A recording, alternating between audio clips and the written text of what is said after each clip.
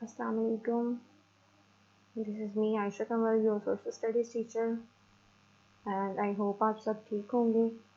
आपकी ईद अच्छे से गुजर गई होगी और उसके बाद आपने बाकी सब्जेक्ट्स का भी कुछ ना कुछ पढ़ लिया होगा, कर लिया होगा।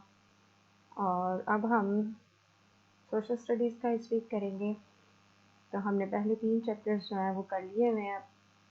अब हम 3 चैप्टर स्किप करके तो 7th चैप्टर पे आ गए हैं, एग्रीकल्चर एंड इरिगेशन इन पाकिस्तान। क्योंकि हम जो मेन चैप्टर्स हैं पहले वो कवर कर रहे हैं, बाकी चैप्टर हम नेक्स्ट टर्म में या फिर नेक्स्ट जो है जब स्कूल शुरू होंगे तो हम तब करेंगे। तो अभी हमने जो चैप्टर करना है, chapter number 7, agriculture and irrigation in Pakistan. Agriculture and irrigation, what is agriculture and what is irrigation. Agriculture जो खेती बाड़ी करते हैं हम, देहातों में, फील्ड्स में क्रॉप्स वगैरह ग्रो की जाती हैं, उसे एग्रीकल्चर कहते हैं। और इरिगेशन, इरिगेशन वो जो हम वाटर यूज़ करते हैं, वाटर सप्लाईज होती हैं जो हम फील्ड्स तक क्रॉप्स को ग्रो करने के लिए यूज़ करते हैं, उसे हम इरिगेशन कहते हैं। इन सिंपल वर्ड्स के हम जो पानी लगाते हैं अपने फसलों को, उसे हम इरिगेशन कहते हैं। उर्दू में से हम आबपाशी कहते हैं। ठीक है, तो शुरू करते हैं अपना चैप्टर कि ये दोनों चीज़ें पाकिस्तान में कैसे होती हैं, किन वेज में इरिगेशन की जाती है और एग्रीकल्चर कैसे की जाती है, कौन सी हमारी मेन क्रॉप्स हैं, आगे से किस सीज़न में ग्रो की जाती हैं, किस तरह वो हमें प्रॉफिट प्रोवाइड करती हैं, क्या होता है क्या नहीं, ये हम सब इस चैप्टर में पढ़ेंगे। So agriculture has been carried out in the fertile plain of Indus for thousands of years. कई हज़ार सालों से जो है वो इंडस प्लेन्स में खेती बाड़ी की जा रही है, एग्रीकल्चर किया जा रहा है। जबकि एग्रीकल्चर मेथड्स जो हैं वो ईयर बाय ईयर यानी कि टाइम टू टाइम चेंज होते आ रहे हैं। एग्रीकल्चर करने के मेथड्स मीन के फार्मर्स अपने फसलें उगाने के लिए क्या क्या तरीके यूज़ करते हैं, वो साल साल चेंज होते जाते हैं। ये तो ज़ाहिर सी बात है, जब हम कोई भी काम करते हैं शुरू, तो उसमें आहिस्ता आहिस्ता हम डेवलपमेंट करते जाते हैं। तो इसी तरह फार्मर्स के कामों में, उनके तरीक़ों में भी जो है आहिस्ता आहिस्ता चेंजिंग आई है। तो आज इन दिनों में आज हम जो फार्मर्स जो टूल्स यूज़ कर रहे हैं, जो लैंड के ऊपर टूल्स यूज़ कर रहे हैं, उनमें बहुत सारे मॉडर्न टूल्स आ चुके हैं, मशीन्स आ चुकी हैं जो कि यूज़ हो रही हैं। मॉडर्न इम्प्रूवमेंट कौन कौन सी है, कौन कौन सी चीज़ें हैं जो नई यूज़ हो रही हैं, इसमें tractors, threshers, improve seeds, insecticide, pesticide और फर्टिलाइजर्स इंक्लूड हैं। ठीक है, तो irrigation methods have been also improved. All the workers in Pakistan make up the work force agriculture. अब ये एक अलग बात हो रही है कि पाकिस्तान की जो ऑल वर्क फोर्स है वो एग्रीकल्चर में जो लोग काम करते हैं उसमें से 66% ऐसे हैं जो वर्कर्स हैं, वो 66% एग्रीकल्चर का काम करते हैं। ठीक है, लेकिन अब क्या हुआ है कि ये था 1950 से लेके 51 तक, but by 2017 to 18 this figure has dropped to 38.5%। ये फिगर कैसे ड्रॉप हुआ? क्योंकि वर्कर्स की जगह जो है वो मशीन्स ने ले ली। ठीक है, तो इसका ये मतलब नहीं है कि काफ़ी लोग जो हैं वो उनकी जॉब्स ख़त्म हो गए या उनके पास काम नहीं रहा। इसका ये मतलब है कि लोगों ने अपना इंटरेस्ट और चीज़ों में और जॉब्स में काम करना शुरू कर दिया है। ठीक है, it also means that people are working in many other jobs too. अगर लोगों ने एग्रीकल्चर का काम छोड़ा है, उनकी जगह मशीन्स ने ली है, तो उन लोगों ने और काम करना शुरू किए हैं। Over the years, the production from farms and the area on which crops are grown have both increased। ठीक है, तो फॉर्म्स में जो प्रोडक्शन हुई है उस वो और वो जो एरिया जिसके ऊपर एग्रीकल्चर किया जाता है, दोनों जो है वो क्या हुए हैं, इंक्रीज हुए हैं। ये नहीं हुआ कि अगर वर्कर्स कम हुए हैं, उनकी जगह मशीन्स ने ली है, तो कोई लॉस नहीं हुआ, बल्कि इसका फ़ायदा ही हुआ है। एक एरिया भी इंक्रीज हुआ है, उसके बाद प्रोडक्शन भी ज़्यादा हुई है। इसकी क्या वजह है कि हमने जो पेस्टिसाइड्स यूज़ किए हैं, इम्प्रूव सीड्स यूज़ किए हैं और ट्रैक्टर और थ्रेशर्स वगैरह यूज़ किए हैं, जिससे हमारा टाइम बचा है। और जो टाइम हमारा बचा है उसके ऊपर हमने लैंड को ज़्यादा से ज़्यादा यूज़ किया है और लोगों की मेहनत भी कम हुई है। तो इस तरह हमारी हर चीज़ में प्रोग्रेस हुई है। और ये इसका थोड़ा सा इंट्रोडक्शन था। इरिगेशन का और क्रॉप्स का और क्या क्या मॉडर्नाइजेशन हुई है, फिर उनको आगे से हम क्रॉप्स को देख लेते हैं कि much of the land in Pakistan is not very fertile, crops do not grow well on such land. मतलब जो ज़मीन फर्टाइल नहीं होगी वहाँ पे कैसे हम क्रॉप्स, अच्छी क्रॉप्स कैसे उगा सकते हैं। Punjab is the best area for crops because of its fertile soil and irrigation system.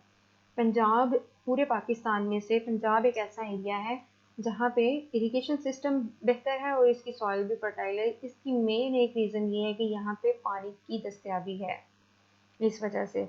It make up A quarter of total area of Pakistan but has over 57% of the cultivated land in the country. यानी कि पंजाब ही एक ऐसा area है जो कि पूरे पाकिस्तान का 57% जो है वो हमें देता है, जिसके ऊपर कल्टीवेशन की जाती है। कल्टीवेशन यानी कि खेती बाड़ी की जाती है, ठीक है।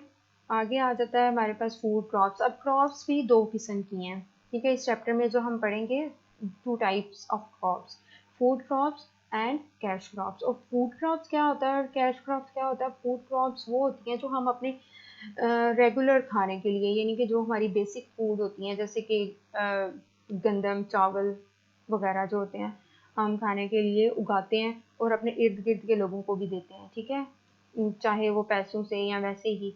लेकिन वो हमारी एक मतलब मेन खुराक होती है, जैसे हम फूड क्रॉप कहते हैं। और कैश क्रॉप वो क्रॉप होती है जो हम सिर्फ पैसे लेने के लिए ग्रो करते हैं, जिससे हमें कैश मिलता है, ठीक है। तो ये अभी इधर इतना सा कर लेते हैं, नेक्स्ट साथ साथ हमें क्लियर होता जाएगा कि फूड क्रॉप क्या होता है और कैश क्रॉप क्या होता है। अब इसके बाद हम खरीफ और रबी क्रॉप्स पे आते हैं, ठीक है। फूड क्रॉप में भी आगे टू टाइप्स हैं, खरीफ एंड रबी क्रॉप्स। ये दोनों क्रॉप्स जो हैं वो सीजन पे डिपेंड करती हैं, यानी कि सीजन वाइज ग्रो की जाती हैं। Almost 70% of the cultivated land is use to grow food crop. तकरीबन 70% जो लैंड है वो फूड क्रॉप ग्रो करने के लिए यूज़ होती है। In Pakistan we grow kharif crop in summer. Pakistan में हम खरीफ क्रॉप्स जो हैं वो समर में ग्रो करते हैं। खरीफ क्रॉप्स कौन कौन सी हैं हमारे पास? खरीफ crops are cotton, rice, maize and millet. ये हम क्या करते हैं, समर में ग्रो करते हैं। In winter we grow rabi crops which include wheat, gram, masoor, rapeseed and mustard. अब आ जाता है हमारे पास wheat, rice, maize and millet, pulses and oil seeds, ठीक है। ये हमारी हो जाती हैं फूड क्रॉप्स। अब वीट को देख लेते हैं। वीट क्या है? हमारी एक स्टेपल फूड है। स्टेपल फूड क्या होता है कि staple food are food which form the basis of everyday diet of community. यानी कि ये एक बेसिक डाइट है किसी भी कम्युनिटी की, उसको हम स्टेपल फूड कहते हैं। और वीट हम रेगुलर यूज़ करते हैं, हम और कुछ करें ना करें, हम वीट को अपने खाने में मॉर्निंग, लंच, डिनर, ये हम जो है इसको यूज़ करते ही करते हैं किसी भी तरीके से। चाहे हम ब्रेड यूज़ कर लें, चाहे हम रोटी यूज़ कर लें, कुछ भी करके हम वीट को यूज़ करते हैं। और इसी तरह जिस किसी भी कम्युनिटी की जो बेसिक फूड होगी उसे हम स्टेपल फूड कहेंगे। For example, the staple food of Bangladesh and China is rice. Most of the farmed area in Pakistan is taken up by wheat which grow well in places that have mild temperature and a small amount of rainfall। यानी कि कैसा temperature चाहिए होता है wheat को grow करने के लिए? Mild temperature and small amount of rainfall, यानी कि ज़्यादा हमें रेनफॉल की ज़रूरत नहीं होती।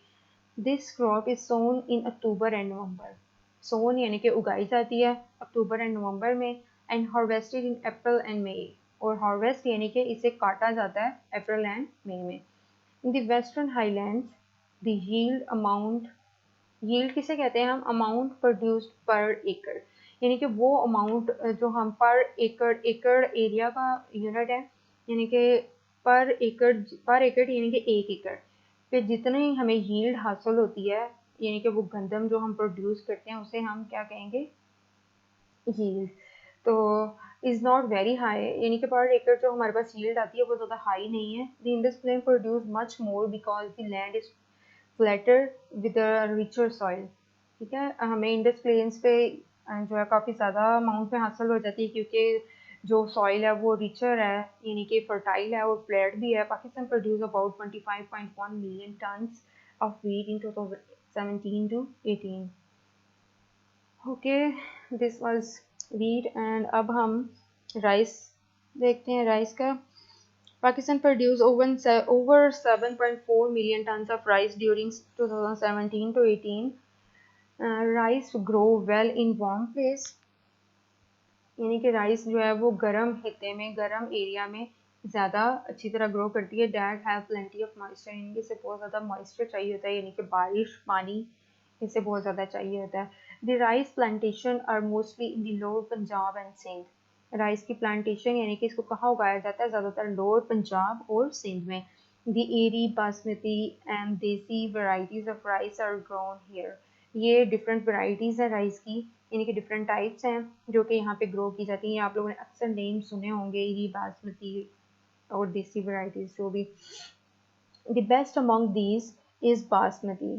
ठीक है, इन सब में से जो सबसे बेस्ट है वो कौन सी है, basmati, which is mostly exported to the Middle East. इसे मिडल ईस्ट की तरफ एक्सपोर्ट भी किया जाता है, यानी कि बेचा जाता है, सेल किया जाता है। Other varieties are export to various Asian countries. और दूसरी जो वैरायटीज़ हैं वो काफ़ी डिफरेंट एशियन कंट्रीज़ को सेल की जाती हैं। Pakistan is the fifth largest rice export in the world and Pakistani rice is exported to over 100 countries.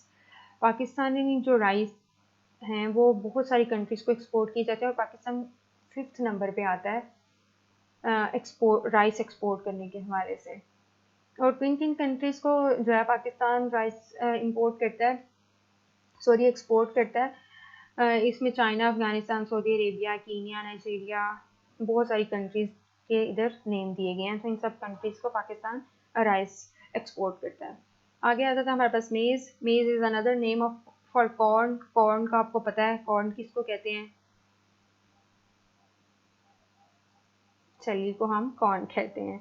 It is a kharif crop that grow in warm place with moderate rainfall. The main maize grown region is in Khyber Pakhtunkhwa. Maize is mainly used for animal fodder and for producing corn oil. Pakistan produce over 3.5 million tons of maize every day.